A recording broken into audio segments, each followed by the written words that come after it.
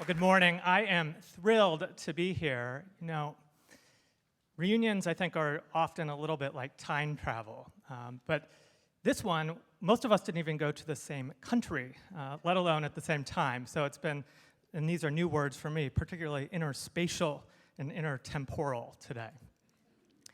So it's Saturday morning. I thought there was no better way to begin than with some graphs. So if we could do, how do we do this? All right. So the first graph shows what should be fairly self-evident to, I think, every SYA graduate. On the left, it's just the US share of global population. And you can see what a small sliver of humanity that the United States represents. And then on the right, you can see global GDP, and specifically, how much of global GDP is the US generating? And we see this incredible rise in the 20th century. And then you see how much the world is really growing faster than we are at this point. So this tells us, obviously, that the world is important. It's something that we all know, right? And it's also something that I think has been really forgotten across our own country. And so that gets me to the second slide, which is how we are doing. Now, at first glance, let's look at the slide, the graph up on the top left. And this shows in absolute numbers, the number of American students studying abroad. And we see actually a pretty substantial increase. It goes from something like 200,000 to 350,000, which is pretty good until you look at the right. And the right shows the number of American students, at least as a percentage, who are studying abroad. That's about 1%. That doesn't even take into account high school students, which school year abroad is, but that's college students.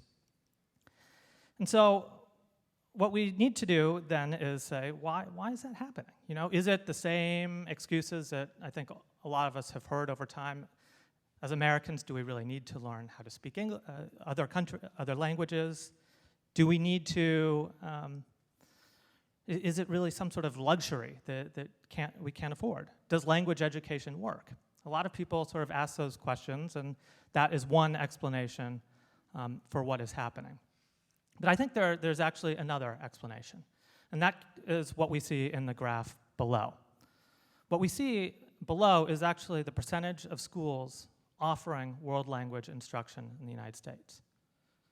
And despite the first slide where we see how important international issues are, the percentage of schools offering a world language is actually going down. And it's going down most for those students who are youngest, when people can actually learn language the best. So what's causing this? I think that there are probably a couple of explanations. Number one, when we compare the top to the bottom, we see that there are actually some programs that are really pushing people out. Utah has actually done an incredible job in generating world language study programs. But we also see the general rise of inequality of opportunity. And this is consistent with so many other parts of American life, where there are just a lot of people who have haves and a lot of people who don't have access to the types of opportunities that all of us had in SYA.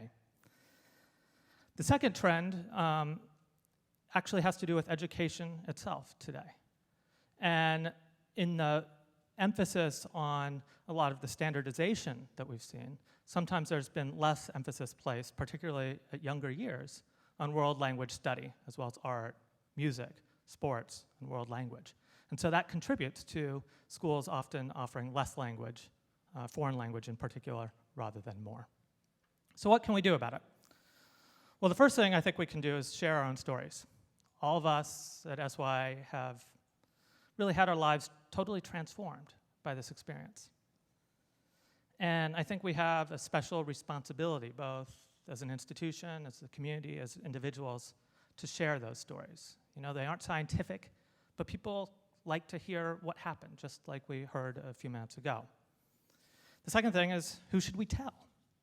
Well, besides everyone, I think it's really important to tell local school districts because honestly, it's not the message that they are hearing.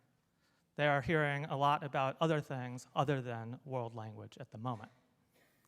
And finally, I think it's important that we do one simple thing, and that's support school year abroad. Because this is a model that works. It's a model that has a huge track record of success.